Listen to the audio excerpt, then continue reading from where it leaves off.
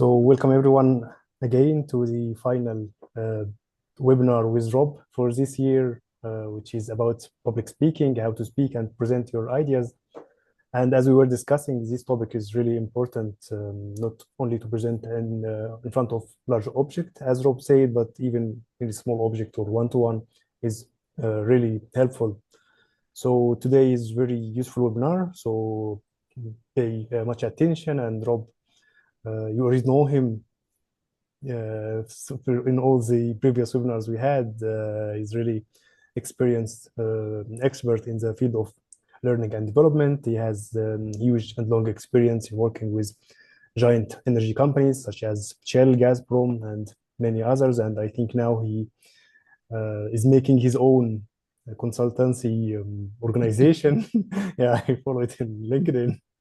To share his expertise. So I believe it's really good opportunity for all of us to learn from him today, some of his experience. So thank you, Rob, one more time for being with us, and the floor is yours.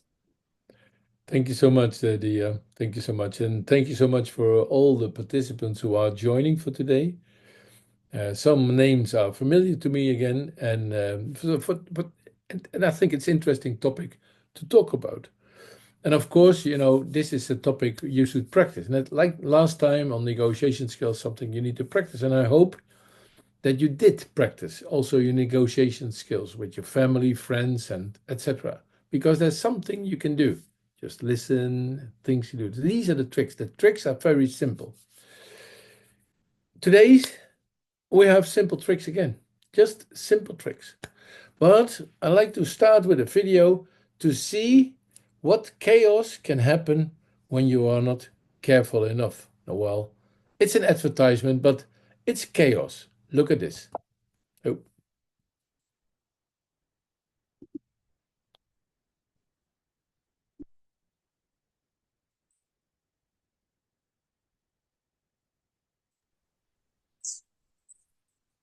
But you might want to know sales aren't up, they're down.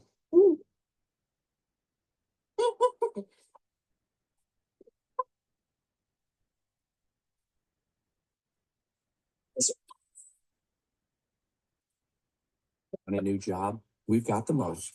Careerbuilder.com. So- Job awaits. So even what you see happening in here is that even advertisers are making use of this type of, awkward situations where you're dealing with presentations. You have to deal with audience, and sometimes the audience is not expecting what you are telling them, what is in the video clip you saw. They were expecting something completely different. Well, sometimes presentation looks very simple, like this guy on the this graphic. Go to it's in our field, of course. It's an oil and gas. Go out to the sea, find some oil, drill a big hole, bingo, sorted. And actually, what he's saying is, actually simplified it a lot. But a lot of people think and oversimplifying presentation skills. But presentation skills is the ability, one, you need in order to deliver a compelling, engaging, informative, transformative, educational, enlightening, and or instructed presentation. So the skills to do this. And in business life, my business life, but also your business life, that something is happening very often. And it's not only about presentations to big audiences on conferences, what I've done very often, but it's about, even presentation to one person. So what do you do to do a presentation on one person? Are you prepared? So these are the items we're going to address today, and hope you are ready for the next. The agenda is presentation skills. The agenda is to talk with you about how to pitch, how to draw attention of other people, and also to overcome some of your nerves. Because a lot of people, most people, are so afraid by making presentations that some of them are sweating immediately. It's like, oh gosh, I don't want to. Most people fear public speaking. more than anything else in life. They are really in kind of a shock when they have to present. It's not that difficult. I'm doing it actually day by day. Actually, I'm doing it now. I'm drawing your attention to the subject. Maybe you don't like my style, but I'm presenting. You notice that I'm doing something. I'm using my hands. I'm also using a video clip. I'm using pictures. I'm using to draw your attention. Actually, you noticed that I'm lowering my voice. And sometimes I'm speaking loud. My questions to you would be, and you don't need to answer immediately because that's something you'll put it in your head. What do you want to get out of this webinar? Maybe one or two. What do you want to achieve with your presentations? What do you want to achieve in your presentation? Maybe you want to achieve promotions, drawing attentions, having fun. Ask yourself, why are you a good presenter? What makes you a good presenter? What do you need to be a good presenter? So these are simple questions, but in fact, these are the questions you need to raise every time you're doing presentations. By the way, I had the same. Maybe I sound now very professional in doing stuff like this, but in fact, I remember also that I was, a little bit nervous in doing presentations when I was young. But I learned. And what I learned? I learned to do something. Maybe you noticed as well that what I'm doing now is your involvement. I draw your attention with this video clip, with my finger, by my voice, with my pointing. I'm looking for interaction. I'm mentioning the purpose. It is about communication. I'm trying to get contact. And of course, presentations in this way, now a webinar is much more difficult because it's difficult now to get any interaction because, yeah, we're on a screen. But when you are seeing each other live, yeah, then it's easy to make contact. And the benefits. I demonstrate you the benefits in the beginning. Do you notice that I mentioned something that which you can achieve with these simple tricks, that you can be more confident in presentations? So why is this important? Why is this important to do this from the beginning? To involve, interact, showing purpose, communications, contact, benefits. The reason is very simple: to draw your attention, to show you an apple. The apple you like to eat. It's juicy, it's nice, you like to hear more. That's why it is important to start this way. And then you, me, are drawing the attention for the rest of the story. So the total agenda, not the other agenda, but this agenda, we're going to talk about communication. What is it? Verbal, non-verbal, and you need to understand the differences and how important it is. But also because we are an international group of people. I'm from the Netherlands, you are from all kind of states in Africa, and Dia is sitting in St. Petersburg. So we are totally international. So that intercultural is important to just keep in mind. And by the way, for those who've been to previous webinars, they know and the part I'm always addressing. And then the 4 Ps, just going through the 4 Ps, because remember anything from this webinar, it is about 4 Ps: prepare, planning, practice, present. And then I will tell you more about it. Okay. And then, of course, I will tell you something at the end. You notice my fingers? Communication, everything is about communication. So also in the previous webinars, I mentioned something about how important communication is, but it is not just important. It is something what we need to be conscious of. We need to be conscious that we are constantly communicating. You notice what I'm doing now with my fingers, even when I'm silent with my voice.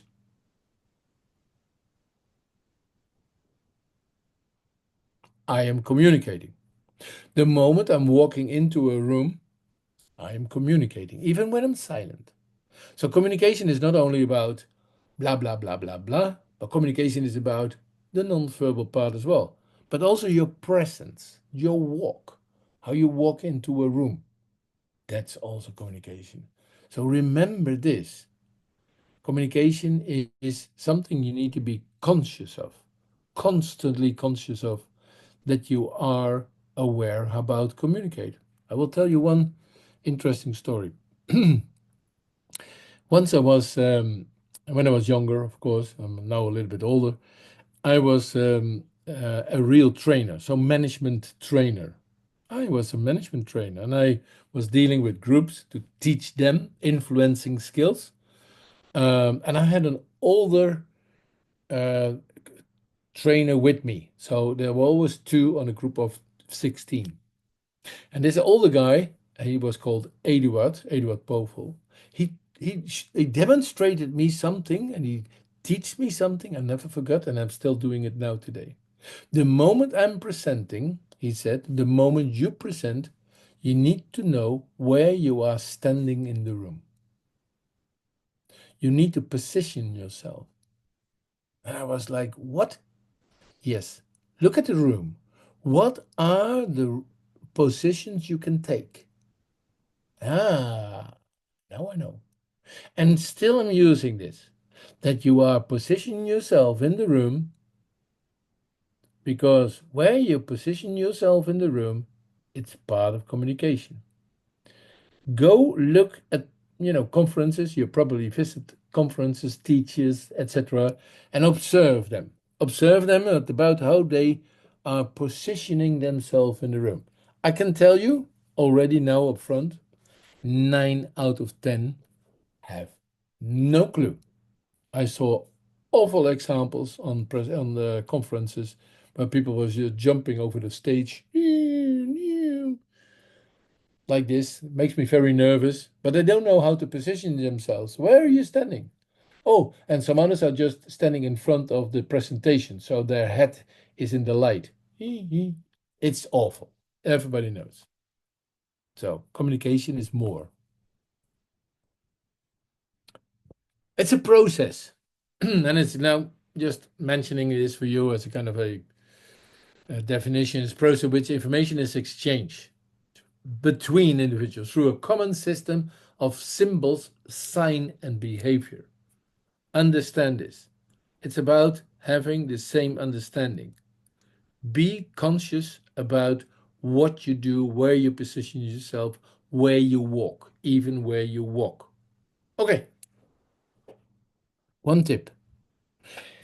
When you are working in an organization and you want to communicate with senior management, what do? Are you sending them an invitation? Can I talk with you? They very often decline because they don't have time.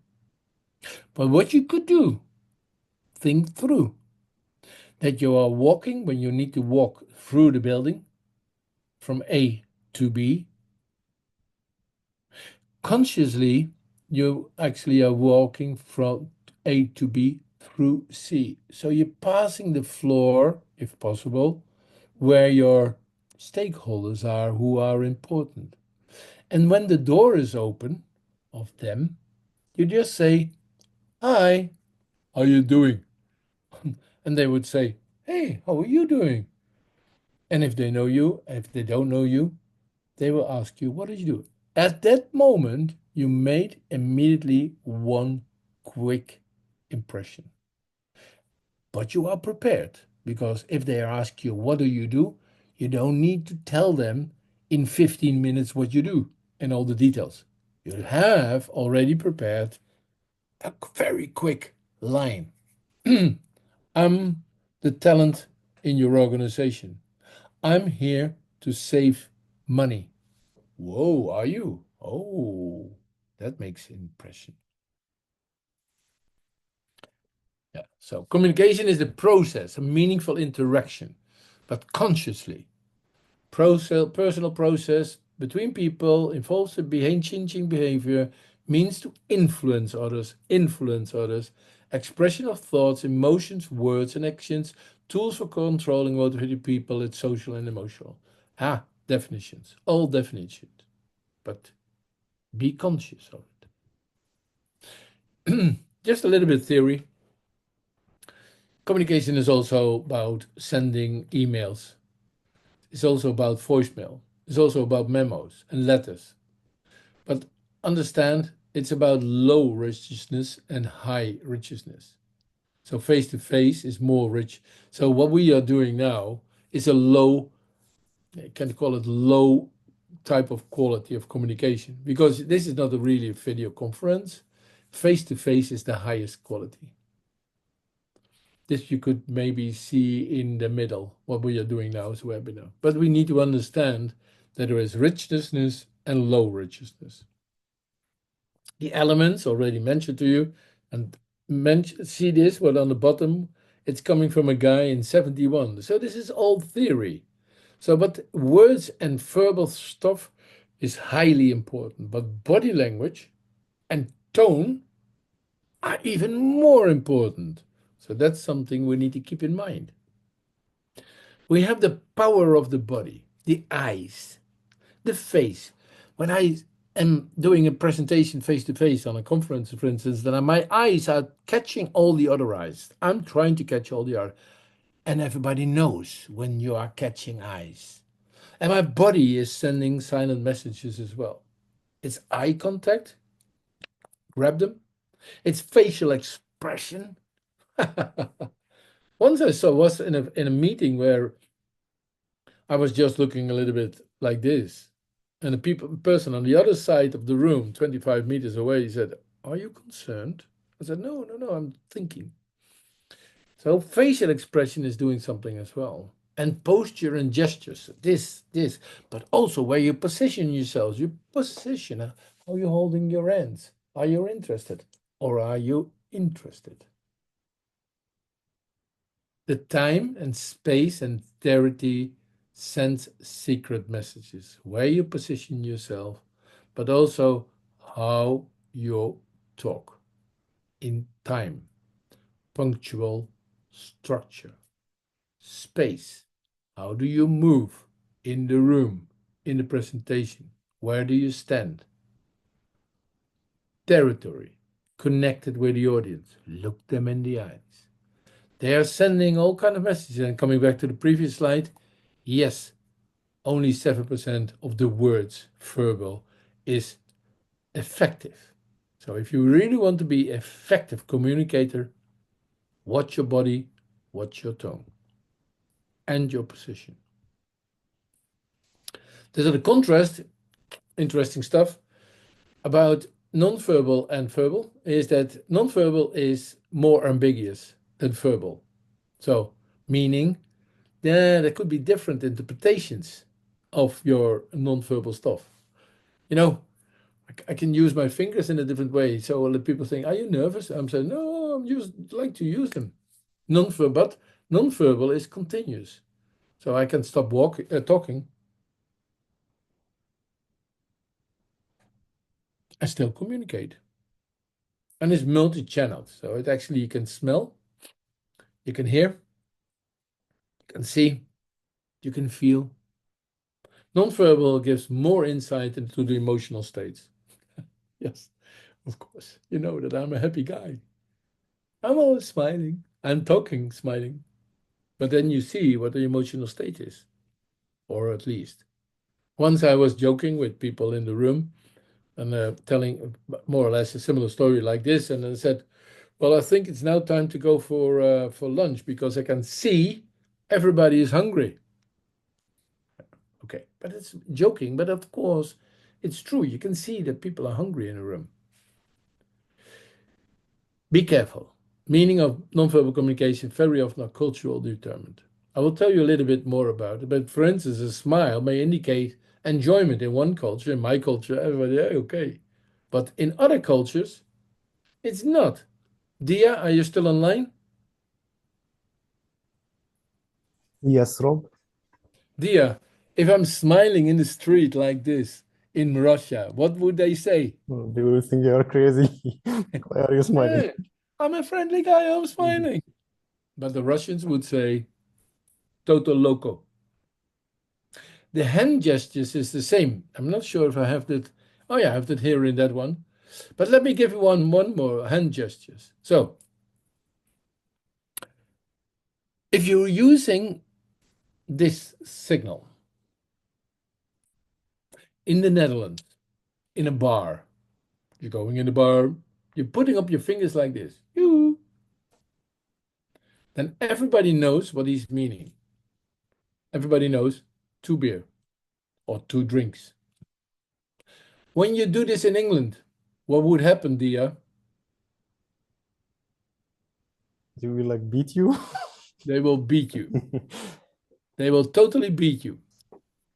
Yeah, for the reason that it means something different. By the way, just a story to tell. This is coming from the time of Joan of Arc, when the French were fighting with the English. And when the French caught a warrior of the English, bowmen, so the ones who shooting the arrows, they were just cutting their fingers, the 2 fingers, as punishment.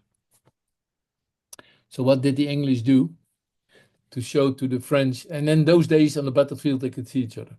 They were showing their fingers. Still got my fingers. So it's an insult.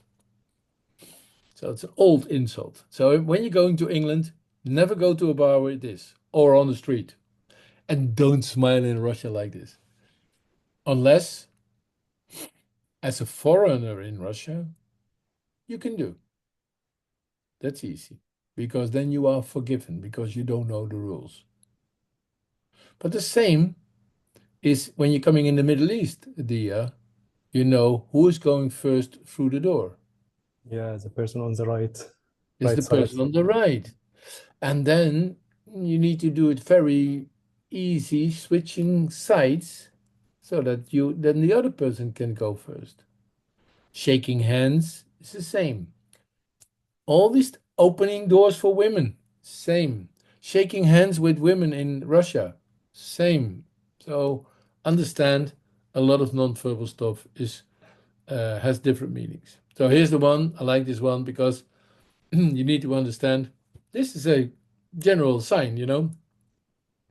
So imagine there is a drilling platform in Shell, and there is a one from the UK, US working, and in Russian guys working there, Japanese guys working there, and Brazil guys working there.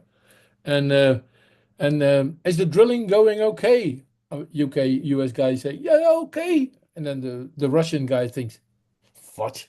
Zero. In Japan, they think the Japanese guy on the rig would say, yeah, I'm getting more money. And the Brazilian guy is hitting your face. Why?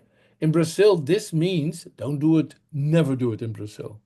They will beat you. This means something like similar like that, but then something with your mother. Don't go there.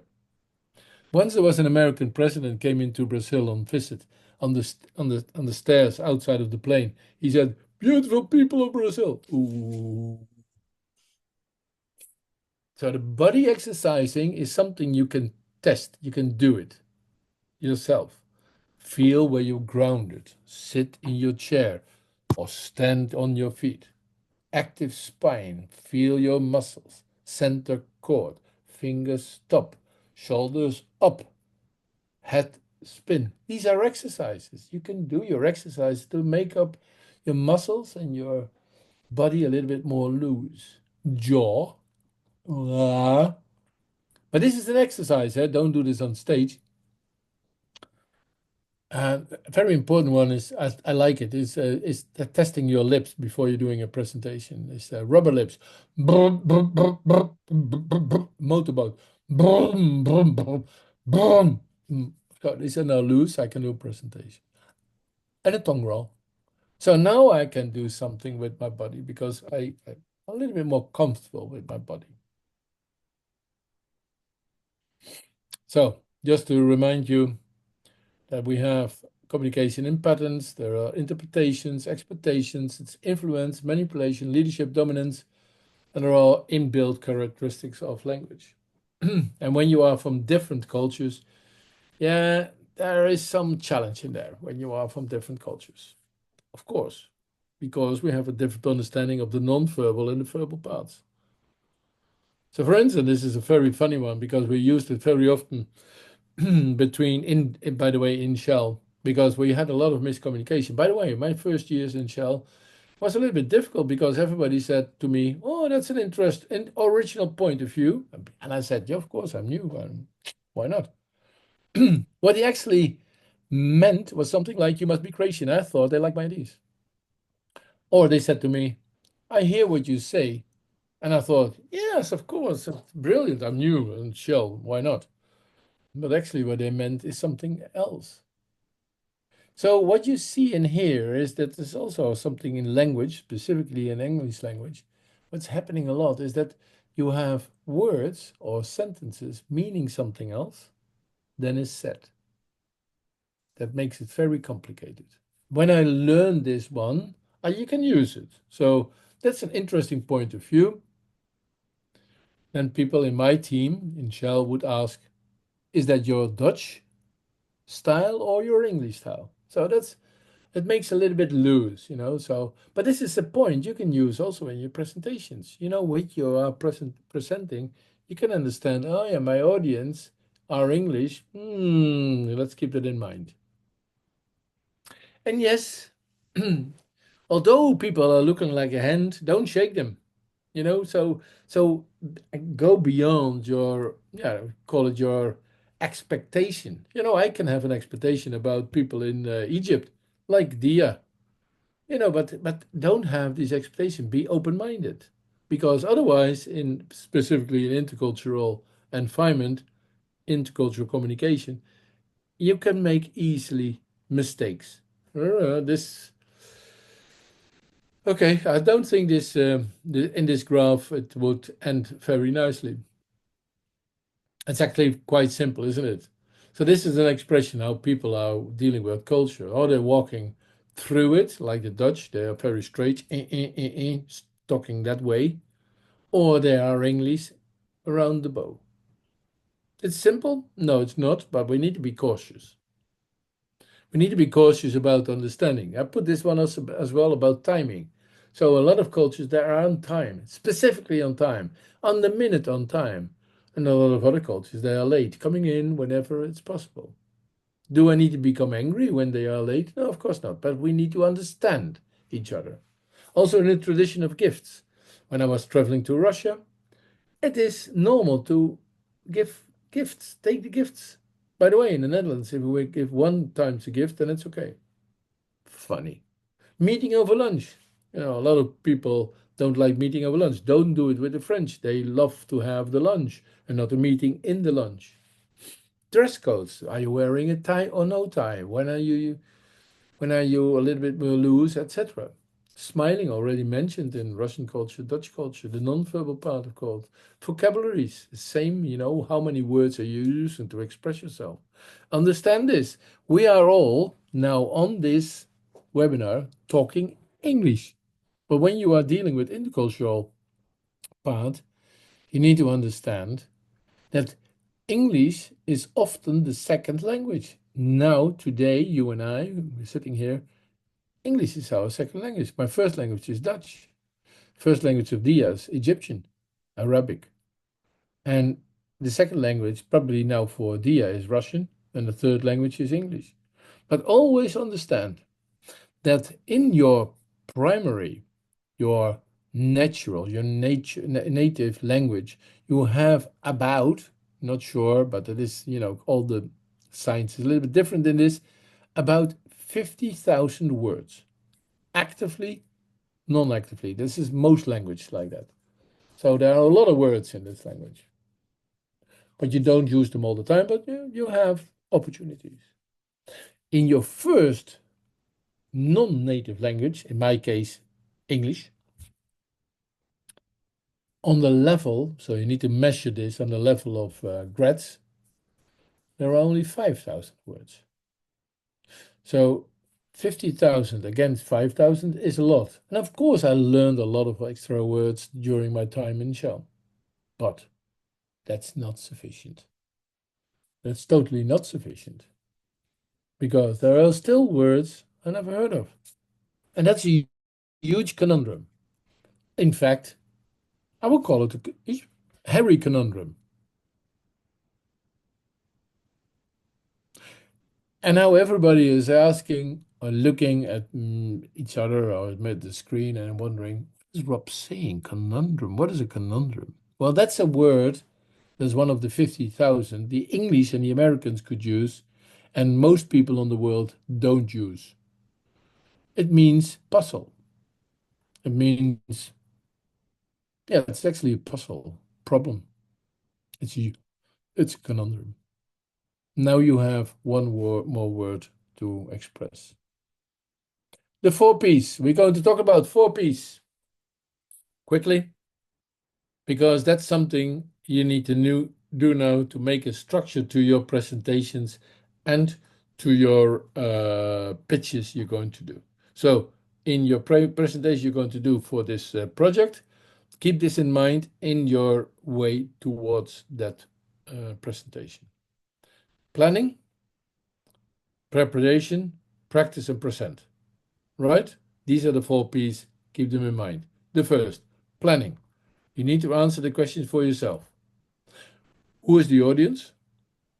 Why are they there? What is my goal? My goal, your goal. How long it will be? Is it 20, 30, 50? And where will it take place? By the way, in my life, I'm using this all the time. So the questions, and when people are asking me for a conference, then I'm always asking, who is the audience? Why are they there? By the way, I'm also asking, what are they paying? What is the goal? What is the goal you want me to achieve? How long can I talk? And people sometimes say, well, 30 minutes or 45 minutes. And I said, that's okay. Shorter is difficult for me, for conferences. And where will it take place? Room, maybe location, things like that. Important to think through. Think through about the audience. Because everybody can help you to listen is to listen and to remember. And I need to design something to help people to listen, because it depends something of the room. Think about your communication patterns. What is your own style to be there? But you need to think about your listeners. Then you're starting with preparation. All these things you need to keep in mind while you're preparing. Think about structure of your presentation, the prompt, your visual aids, your voice, loud, soft, appearance. Do I clothe myself? Where do I put myself? What is my style? And what kind of questions can I expect, or do I have myself? The structure. What is your objective? What is your beginning or introduction? What is your main content? What is your summary, conclusion, and recommendation? And what are the questions or the Q&A? So these things you need to have as a minimum. So think through in your presentation. This needs to be there. So the structure is, in fact, in summary, 3. Introduction, grab the audience attention, main theme, content, and then summary, conclusions, and questions. Key message. My voice? Well, in fact, what you notice, and I'm exaggerating now, but in fact, when you're doing a presentation, be a little bit louder, just a little bit louder than you normally talk. Vary your volume and pitch a bit, so you can play with it, and it's something you can practice. That's the 3rd P. Overemphasize what you notice that I do. And for the girls and ladies, lower your voice a bit. Practice this. Because what we noticed is from science that when you're lowering your voice, then people are getting your attention more easily. So when you have a high voice, when you know your voice, is it high or low, but lower it 1, not 2, a little bit lower, and a little bit overemphasizing, and a little bit louder. How do you dress yourself? Dark colors, read more as businesslike. Power dressing is that. Move a bit, but not too much. So when you are face to face, when you are in a conference, when I said people are walking over the stage like this all the time, they don't know where to stand. You can move, but don't move too much. And look confident, be confident, putting on your jacket. And again, lower your voice a bit. But think about your appearance. Power dressing, everybody knows that's a dark a jacket, white shirt, and a lot of people know that there is a red tie. The red tie is drawing the attention to your mouth.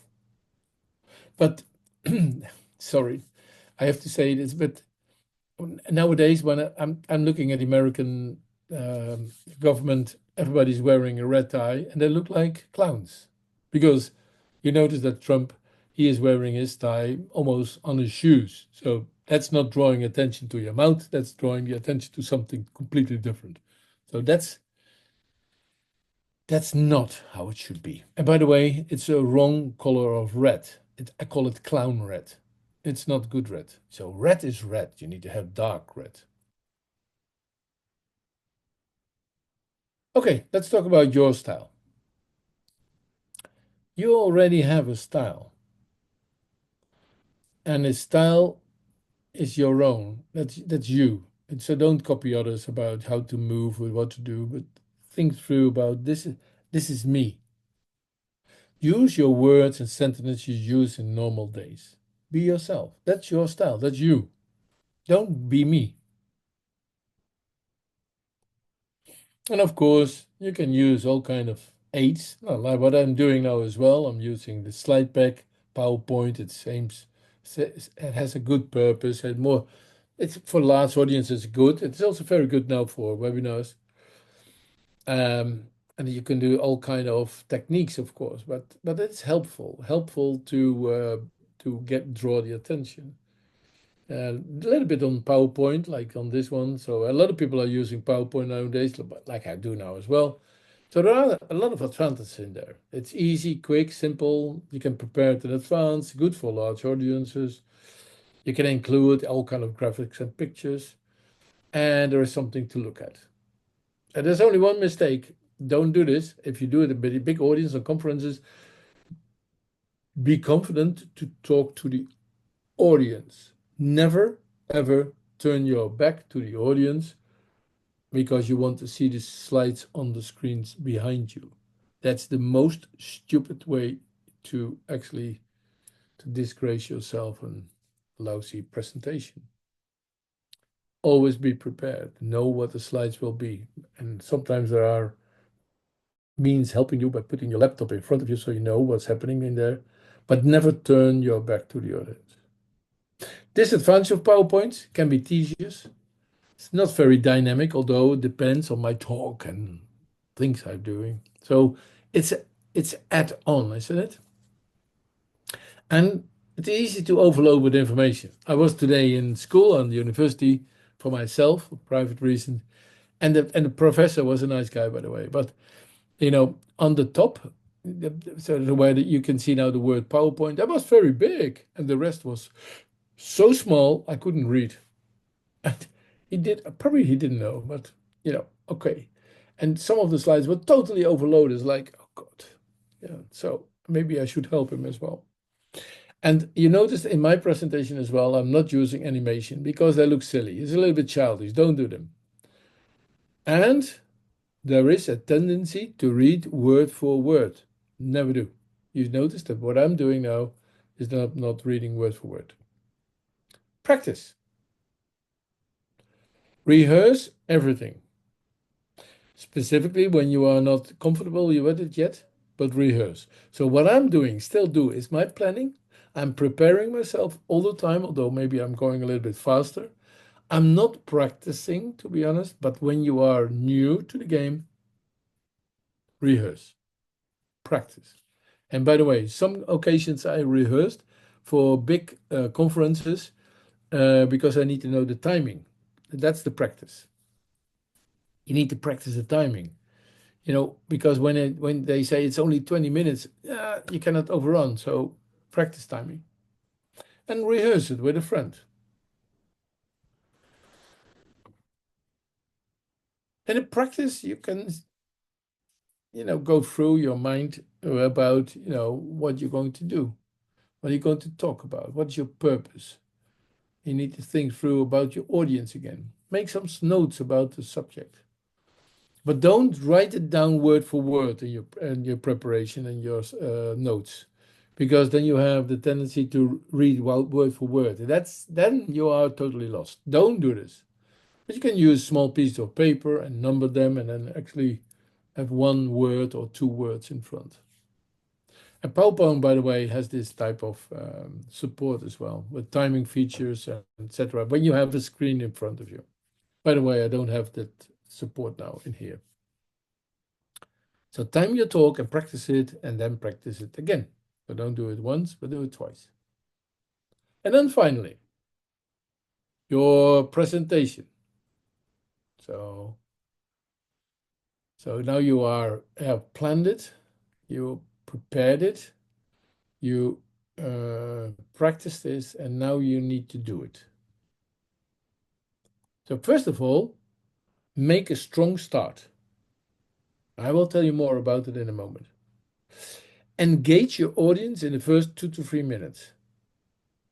Show your passion through your movements and gestures. Make eye contact with everybody. And don't forget to smile. When you are not in Russia. But I will tell you more about it. This is highly important. By the way, anybody noticed that what I was doing at the beginning of this presentation? You saw a silly video. I was engaging you. I asked you questions to think through. But when I would be in a real audience, I would ask for comments. I was moving, using my hands and drawing your attention. My passion. I wanted to make eye contact with everybody, but that's difficult now, isn't it? And I'm smiling all the time, you noticed. So, this is an important one. Unforgettable ways to open a presentation. So I will go through these details.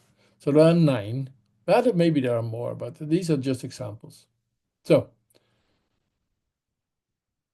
you can have a opening by a startling statistic. So you notice that I was using a video clip, but you can also do a startling statistics. But for instance, did you know, so that's your presentation, did you know that 90% of the startups fail within the first year?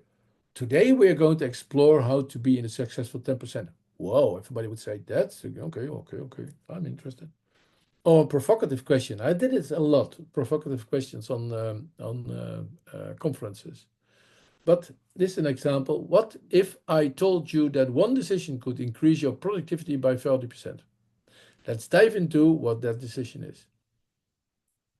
My provocative question was, if we don't do anything with onboarding of new joiners in a company, 50% of them will run away immediately. Let's figure out how we can actually improve this. And then I started my presentation.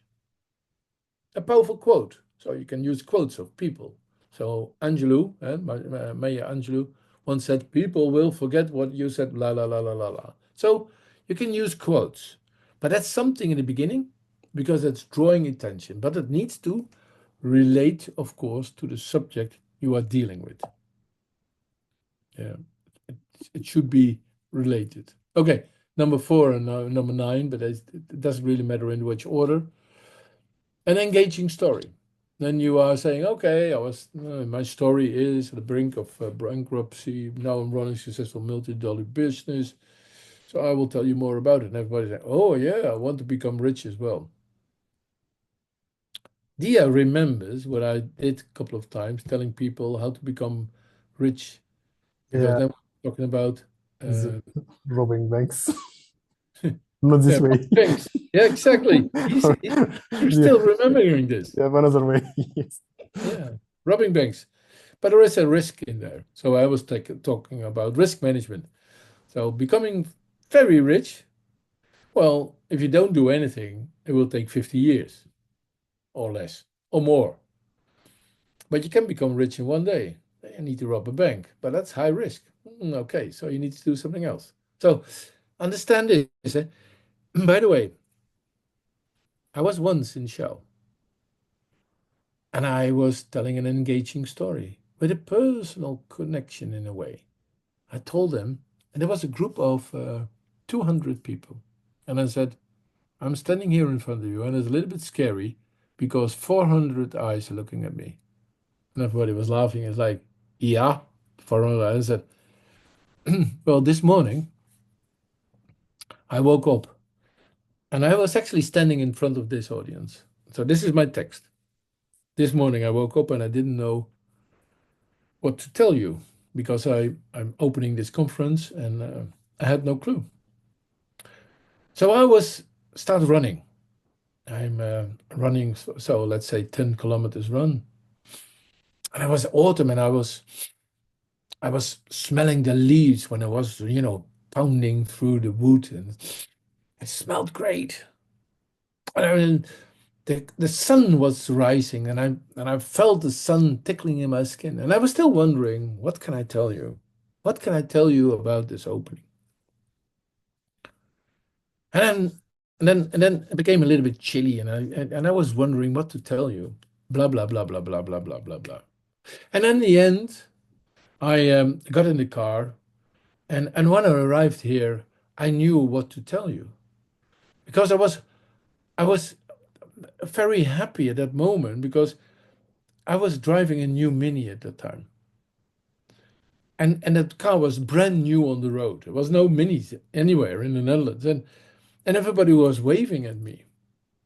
And everybody was sending hand kisses to me. It's like, wow, they love me.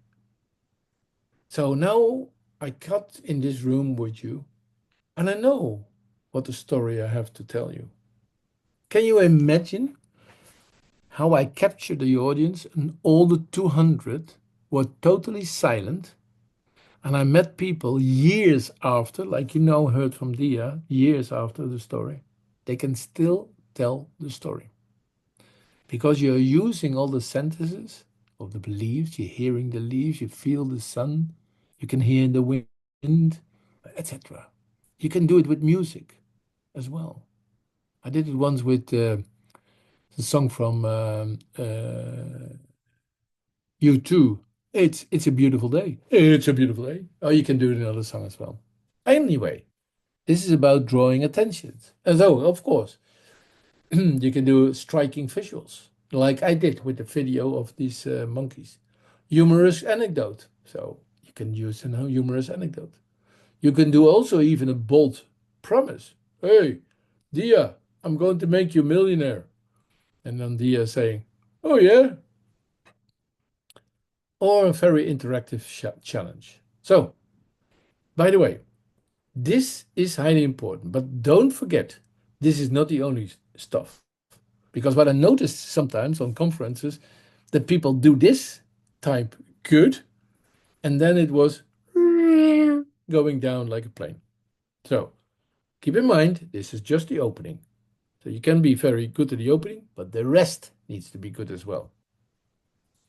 Standing on your feet, drawing attention, showing the benefits, credentials, why you have the authority, direction, give them a route map for your pitch, where to go. And of course, there are flaws, but don't make this happen in your presentation. Don't have flaws in your presentation. Draw the attention, stand on your feet, know where you position, have a proper clothing in this, draw that attention, lower your voice, higher your voice, be loud, slow, etc. Using your hands. There are do's and don'ts, always. So don't read from the script or practice or variety or regional accents or whatever. But what you need to do, prepare, understand who there is, be clear, use your body warm up as well. Use the motorboat. My guess is the next time we're going to ask everybody online to prepare themselves with the motorboat. So then we can have everybody as a kind of an orchestra. Okay? Yeah. Yeah. Yeah. Yes. Yes. But indeed, and about varying tone, pitch, timbre, keeping your head up. Don't look down. And use your visual aids. Modus, take a deep breath. Speak clearly. And put the things on the cards to remind you if you want them. Be aware of where your audience is. Are you facing all of them? And if you're not, find them. Be yourself and project your personality. It's my personality, and you have your personality. Remember also, no one knows how you feel or what you think. So, what's going through your mind, nobody knows. They think they, in fact, the audience is always on your side. They will give you an applause, but you want to be the best.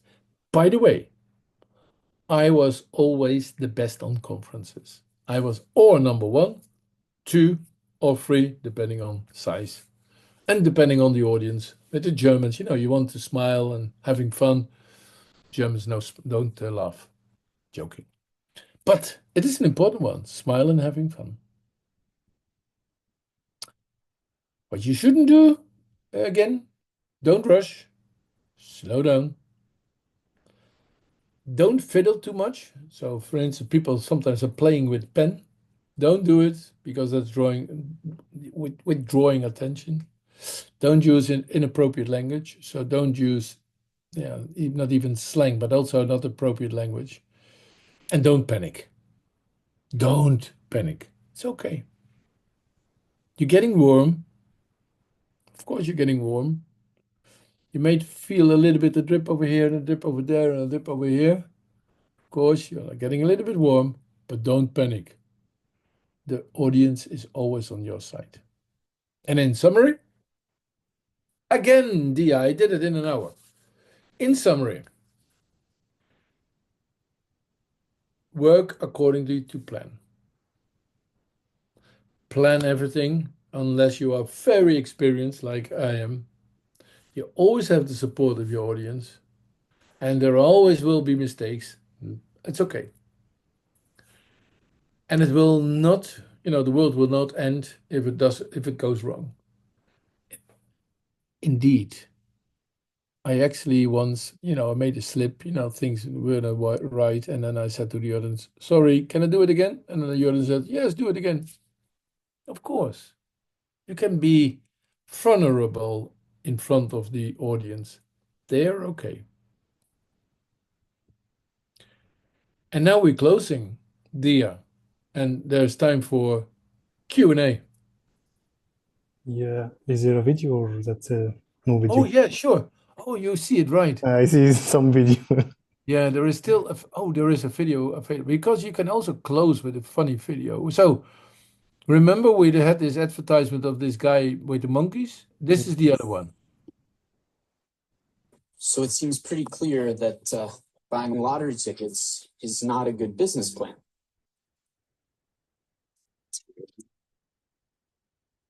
So, very fun. Let's continue. We got a lot to get through. All right. If we look to the other sections that we can, okay, come on.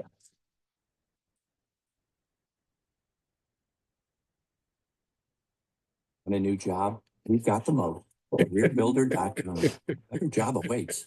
The type of audience you don't wish to your enemy. That is something I never experienced. But it is so funny. Yeah, I still like to do this once in a conference, just for fun. It's a clicker. But anyway, prepare, channel your fear if there is, and interact with your audience. And sorry for not interacting with you tonight. And the next time you're going to be in the room with me, I will interact. And I have a very good person who can witness this. He knew it that I can be interactive in a room, but that's more fun, being together. And Dia, are you still there? Yes, Rob, I can hear you. And by the way, yeah, I can say I got the pleasure of attending one of conferences. It was like for 3 days with Rob. It was the only time I met him in person.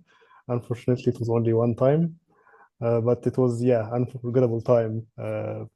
Everything he mentioned and said, even he has some unique style that no one, I think, can be brave enough to to repeat or to make same. Yeah, when he enters the room, he's like with completely two different colors of socks, like, and it's Yeah, like, that's a trick, eh? yeah. Trick.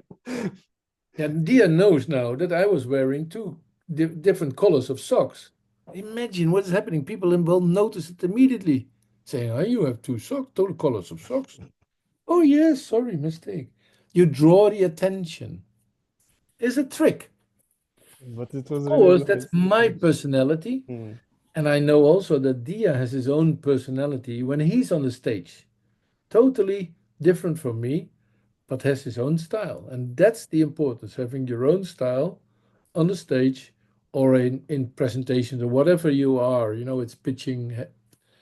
It's about understanding where you stand, what you do, be conscious of your communication. That's it. And that you were also very conscious of your presentation.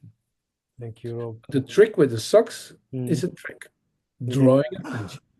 It was like a so professional conference. Everyone is like full official suits, and Rob is walking with two different colors.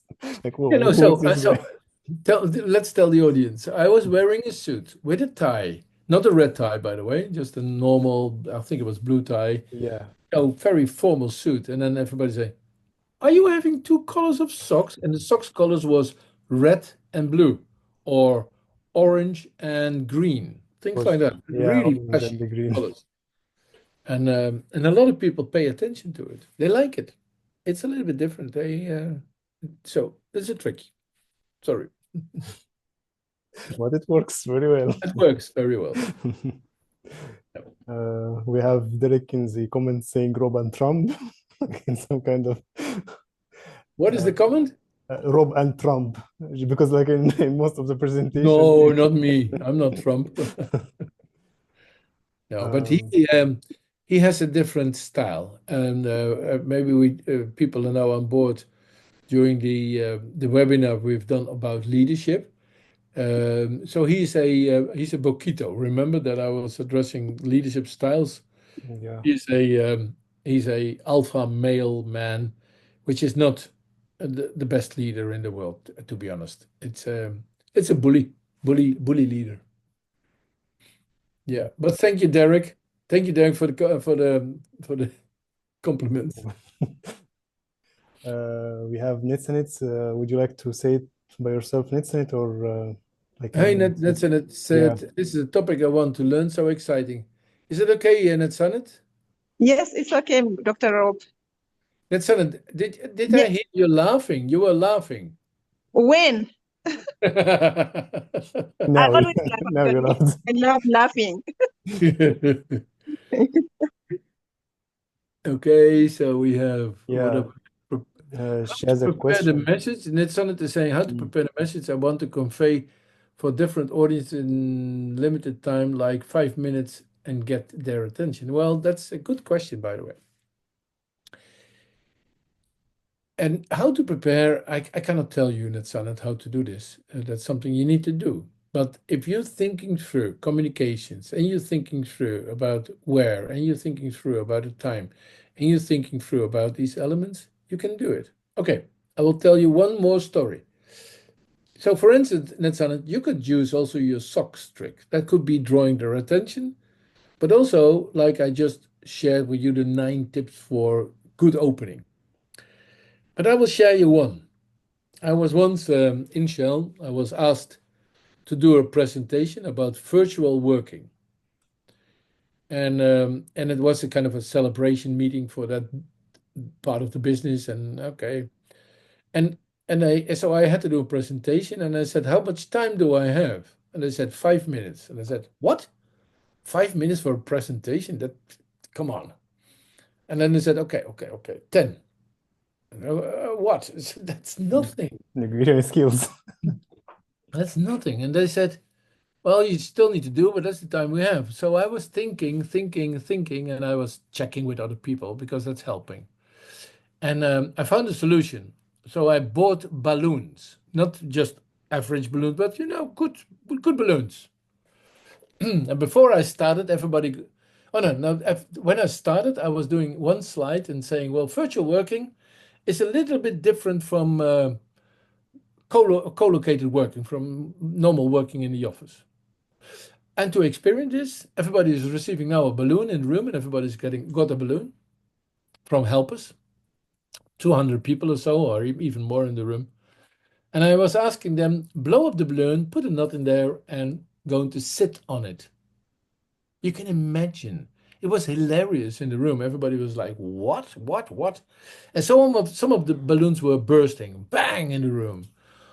And some people were sitting over there like, oh, and some people were sitting smiling, and everybody was smiling. And then I was running around with a microphone and asking everybody, how does it feel? And somebody said, well, it's very wobbly. And then the other one, how do you feel? Well, my balloon burst. I don't like it. And the other one, how do you feel? Well, it's a nice view from up here. And so I went through a couple of people. Then I went back to the stage and I said, virtual working looks like co-located working. It's different. So sometimes it's dangerous because it can burst. You don't like it. Sometimes it's wobbly. Sometimes you have a new view, but it is similar to normal sitting, but it's a little bit different. That's it. Bye-bye. What do you think, Dia? Do the people, and it was with Shell Nederland Verkoop, which is a retail organization, do they still remember this? 100% yes. 100% yes. Yeah, it's They do. something they don't experience every day, and it's really Yeah. unique and funny. But to be honest, and I will give you another story. And I did this with balloons also to a women's network in Shell about career change. So the change, so the challenges. And then somebody approached me and said, Rob, do you still have balloons? Because I like to do this also with a couple of people. And so I asked the person, are you an experienced facilitator, presenter? And she said, no, I'm not. And I said, well, I don't have balloons for you because I'm not a balloon provider. And don't do this when you are not comfortable with it. It's a nice, you look at it because I'm doing it and it looks that I'm very comfortable with it. But I'm very experienced. You need to find something which is fitting you. And that's important. So don't copy me, but find something which fits you. So my socks fits me. The balloon fits me. Things like that. But you need to find your own style. Okay? Thank you, Rob. Okay, Dia said the word conundrum. Very good, guys. Now everybody knows what a conundrum is. Let me see. Hayara. Does lack of practice make someone to experience stage fright? Yeah. Practice is helping you to overcome the fright. What if I had prepared but still experienced stage fright? Sometimes people say it's also healthy to have a little bit nerves in your body. I'm still having a little bit nerves when I'm doing presentations. Still, maybe less than I was young, but still, it's always exciting. Yeah? So yes, it helps, but it doesn't mean it's going away easy unless you're becoming 69 years old like I am, then everything is done. And then Mary, how do I project confidence during a presentation, even when I feel nervous inside? Yeah. Especially those impromptu presentation. Yep. My suggestion is to feel confident is to look somebody in the eyes or 2, 3 people in front. Just look them in the eyes. And that's it. Using your hands to explain, stay calm. And of course, there are nerves inside. But when you are speaking low, and for ladies, I recommend you lower your voice a bit. It helps. And very important on impromptu presentations, ask questions. Because when you're asking questions, it will provide you time. And time is important to overcome your nerves. So specifically for impromptu. And then Mary is again saying, what's the best way to handle tough questions when I don't have questions? Mary, repeat the question. Oh, you mean, or do you mean, can you repeat it again? What was again your question?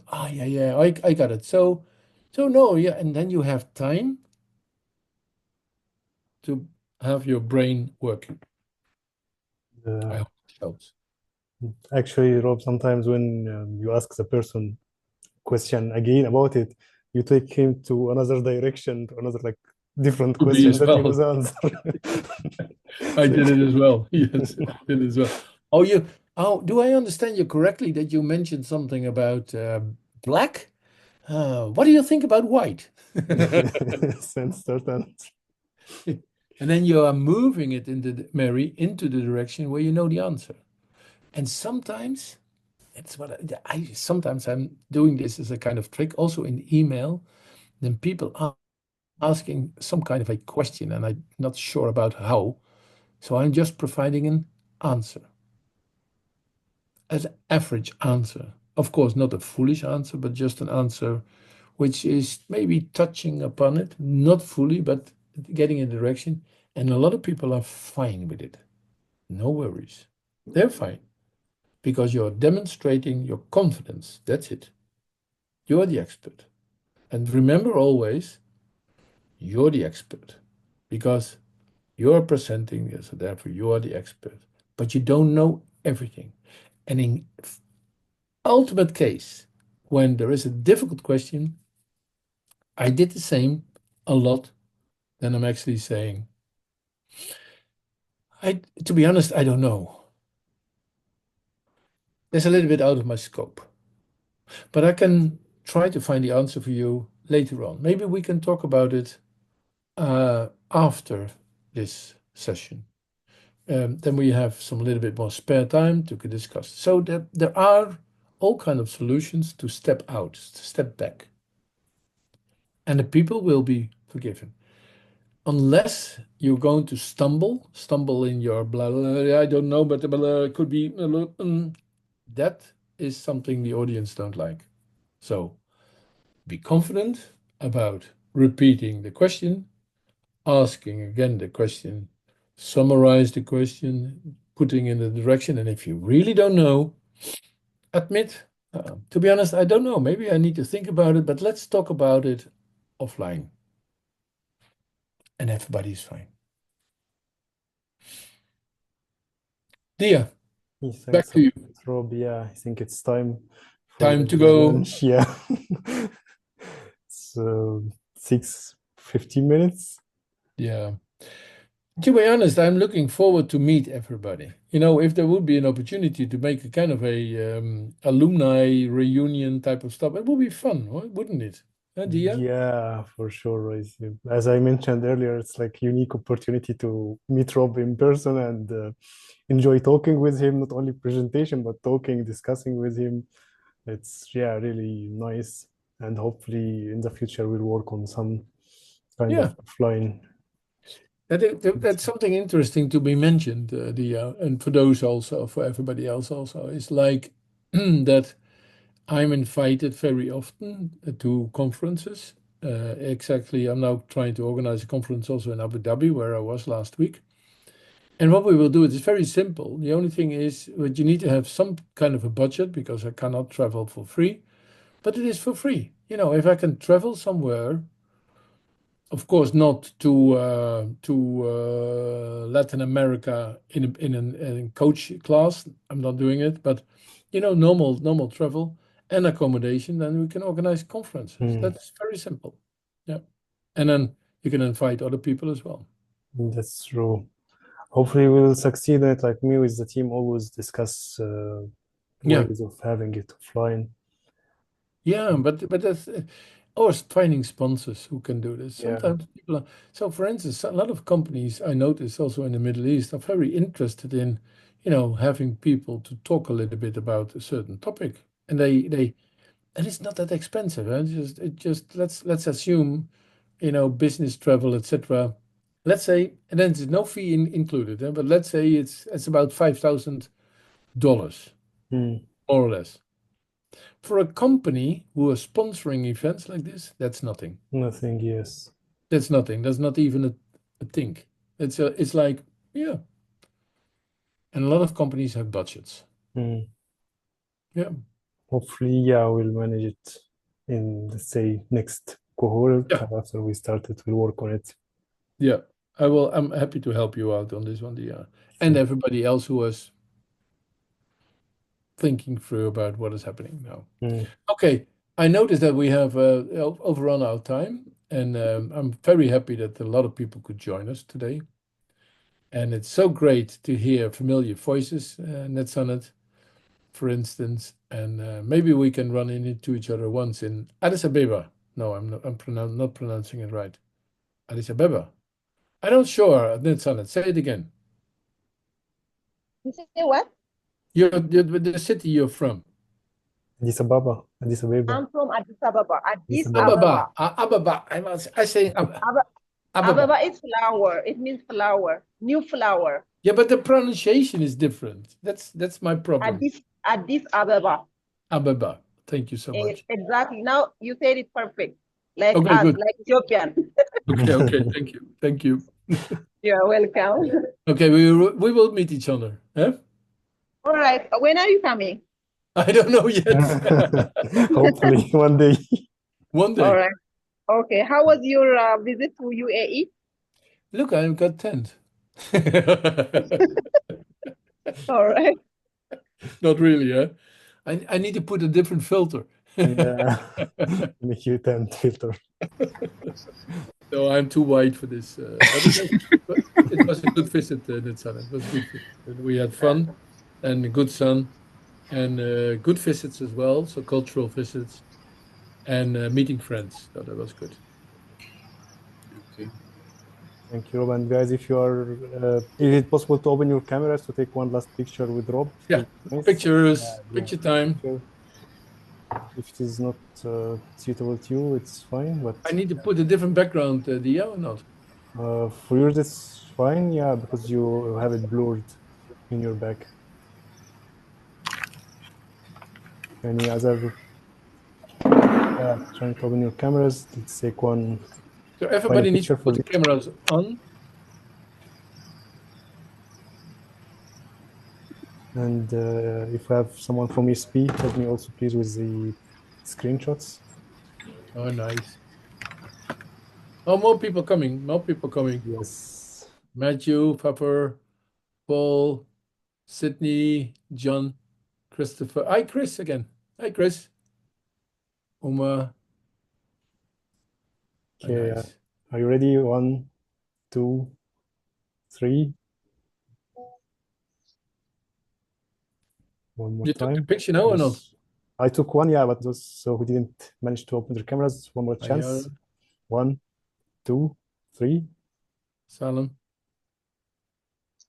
Good. Yeah, thanks a lot, everyone. And Rob, you want to say something?